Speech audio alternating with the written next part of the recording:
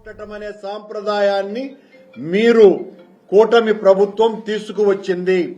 Supreme court చాలా స్పష్టంగా ఒక రిట్ పిటిషన్ లో 162 of 2022 writ petition civil number 328 of 2022 అన్నటువంటి రిట్ పిటిషన్ లో 13/11/2024 సుప్రీంకోర్టు చాలా స్పష్టంగా తన జడ్జిమెంట్ ను ఇచ్చింది.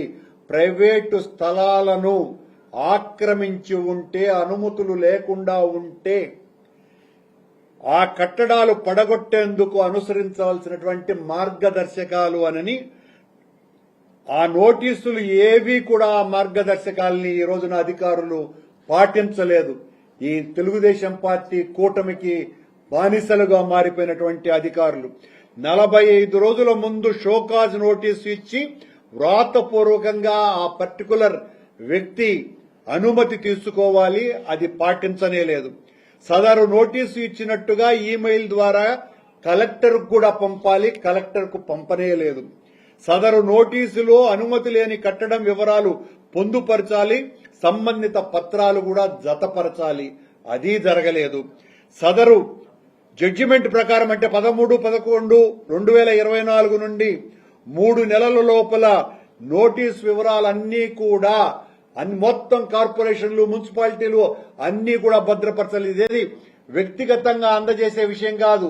ఇది కమిషనర్లకి, మున్సిపల్ చైర్మన్లకి, మొత్తం దేశంలో ఉన్నటువంటి ప్రతి ఒక్కరికి కూడా జడ్జిమెంట్ వచ్చిన మరుసటి రోజు నుంచే ఇది అప్లై అవుతాది అన్నటువంటి ప్రాథమిక పరిజ్ఞానం కూడా లేకుండా ప్రవర్తిస్తే ఆ సదరు కమిషనర్లు శిక్షార్హులవుతారు. ఇవి పాటించకపోతే సదరు వ్యక్తి బదులు చెప్పుకుని, అంటే సదరు వ్యక్తి అంటే ఆ బాధితుడో లేకపోతే అనుమతి లేకుండా ఆ కట్టడాన్ని కట్టినటువంటి వ్యక్తి బదులు చెప్పుకునే అవకాశం తారీఖులతో సహా చెప్పాలి. వ్యక్తిగతంగా వ్రాతపూర్వకంగా సదరు వ్యక్తి నుండి జవాబు తీసుకోవాలి ఆ కన్సర్న్ అధికారి. సమాధానం సంతృప్తికరంగా లేకపోతే ఫైనల్ ఆర్డర్ ఇచ్చి 15 రోజులు అప్పీలుకు గడువు ఇవ్వాలి. ఇవన్నీ నేను చెప్తున్నటువంటి మాటలు కాదు, సాక్షాత్తు భారతదేశ అత్యున్నత న్యాయస్థానం ఇచ్చినటువంటి జడ్జిమెంట్ ఇది. సదరు గడువు ముగిసిన తర్వాతనే చట్ట ప్రకారం చర్యలు తీసుకోవాలి. సదరు డిమాలిషన్ కార్యక్రమాన్ని వీడియో తీయాలి. ఏది ఆయన సమాధానం చెప్పకపోతే మీరు కూల్చేటువంటి ఆ కట్టడాన్ని ఈ అధికారులంతా కూడా వీడియో తీయాలి. డిజిటల్ ఫోటో ద్వారా కమిషనర్ కు వెంటనే పంపాలి. ఇవేవి జరగల.